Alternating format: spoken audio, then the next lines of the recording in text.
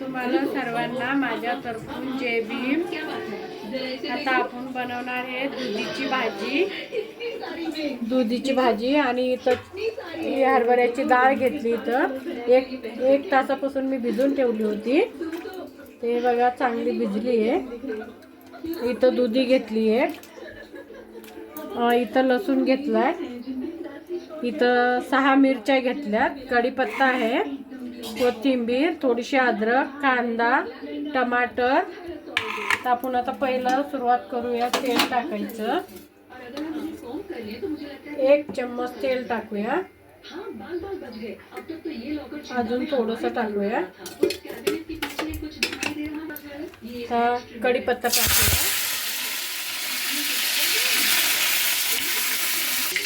जिरं टाकूया 1 चम्मच,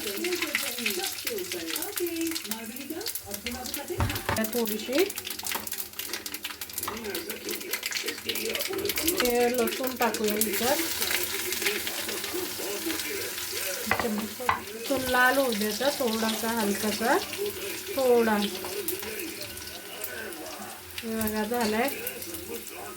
त्यात कांदा टाकूया, थोडीशी अद्रक पण घेतली इथं।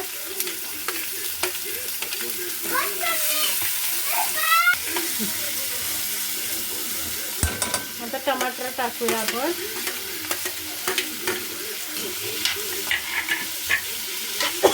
याला आता चांगलं 2 मिनिटं चांगलं फ्राय करून घेऊया।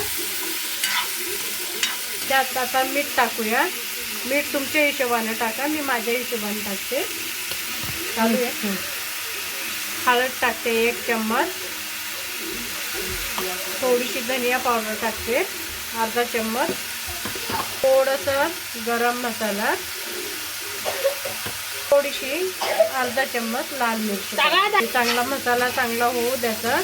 मग याच्यात आपण डाळ फोडूया। पहिली डाळ 1 तासापासून भिजून ठेवली होती मी, तर चांगली भिजली। हे बघा, याला आता आपण पहिलं फिरून घेऊया।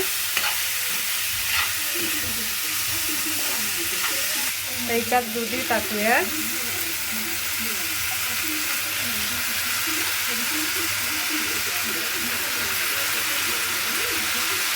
थोडं फिरून घेऊया, मिक्स करून घेऊया चांगली मिक्स करून घेतली। आता याच्यात अर्धा गिलास पाणी टाकूया आपण याला शिजायला। पाणी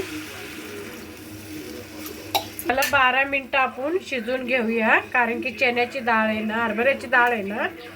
भाजी झाली तयार। दुधी आणि हरभऱ्याची डाळ टाकून हे बघा कशी सुंदर दिसते आपली भाजी बघा। आता गॅस बंद करूया। तर 12 मिनिटं होऊन गेले। दाखवायचं का? हे बघा